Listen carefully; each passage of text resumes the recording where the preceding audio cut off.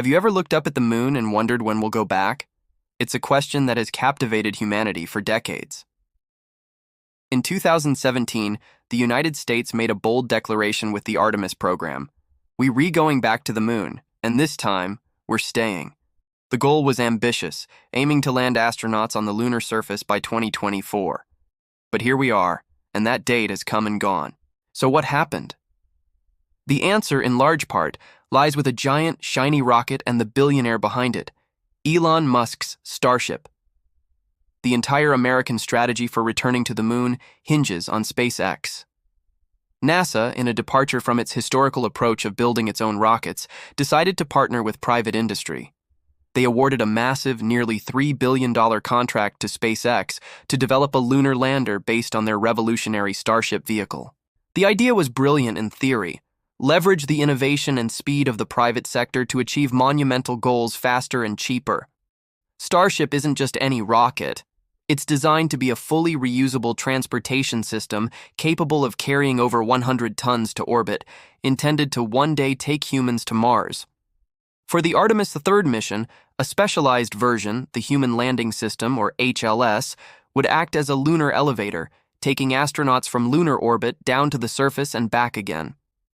This reliance on a single private company for such a critical piece of the puzzle was a huge gamble, and right now, it looks like that gamble is facing some serious headwinds. The development of Starship has been a roller coaster of spectacular successes and even more spectacular failures. We've all seen the videos, towering rockets launching into the sky, only to end in fiery explosions. While SpaceX calls these rapid, unscheduled disassemblies and valuable learning experiences, for NASA and the Artemis timeline, they are significant setbacks.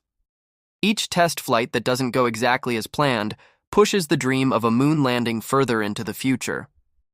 The original 2024 deadline was quickly revised to 2025, then to late 2026, and many experts are now quietly admitting that even 2027 or 2028 might be optimistic. The challenges are immense.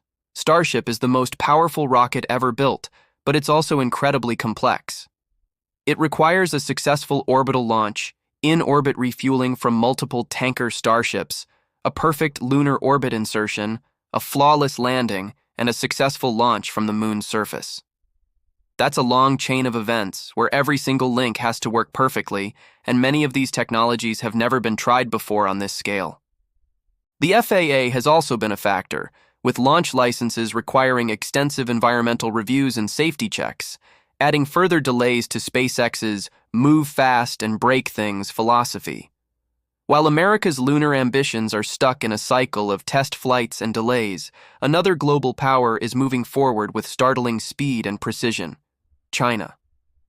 For years, China's space program, the CNSA, has been methodically executing a well-planned, step-by-step approach to lunar exploration.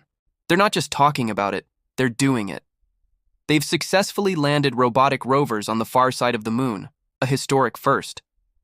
Their Chang'e missions have brought back lunar samples, something not done since the Apollo era.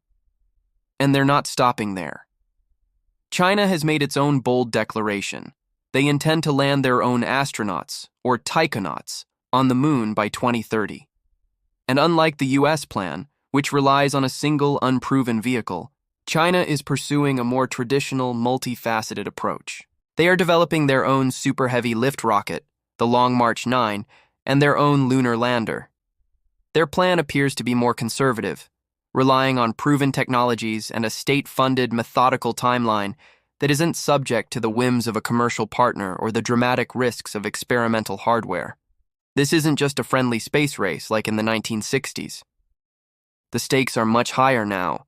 The moon is believed to hold valuable resources, particularly water ice in the permanently shadowed craters of the South Pole. This ice can be broken down into hydrogen and oxygen, providing breathable air, drinking water, and most importantly, rocket propellant. The nation that controls these resources essentially controls the gas station for the entire solar system. It becomes the gateway to Mars and beyond.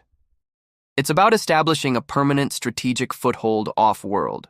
So, as Starship experiences another delay, China quietly ticks another box on its lunar checklist.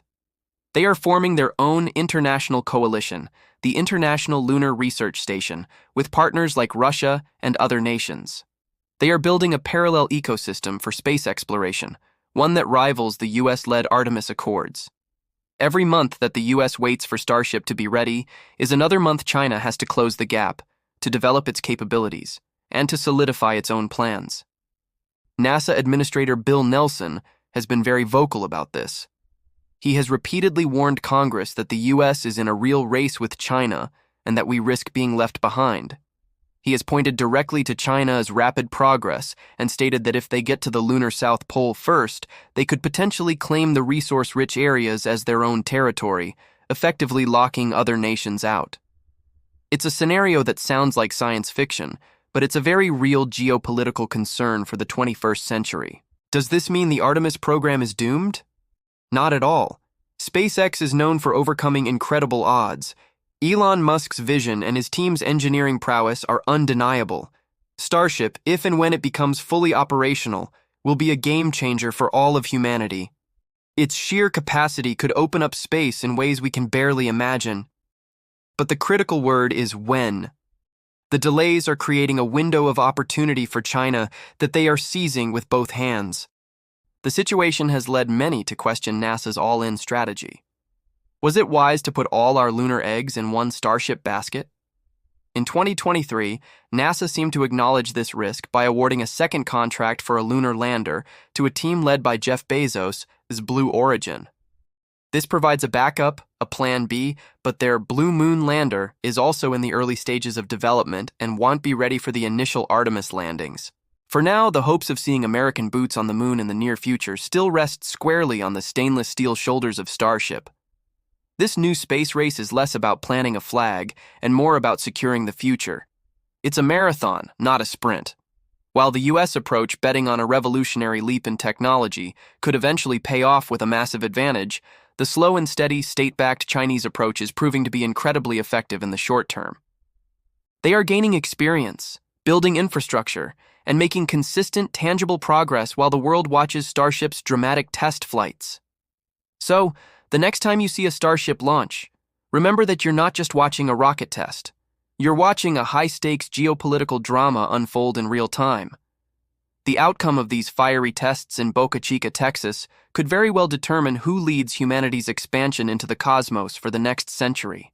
The race to the moon is on, and right now, every delay for the US is a victory for China. Thank you so much for watching. What are your thoughts on this new space race? Do you think the US strategy will pay off in the long run, or is China's methodical approach the smarter path? Let me know in the comments below. And if you enjoyed this deep dive into space exploration, please consider hitting that like button and subscribing for more content. We'll see you in the next one.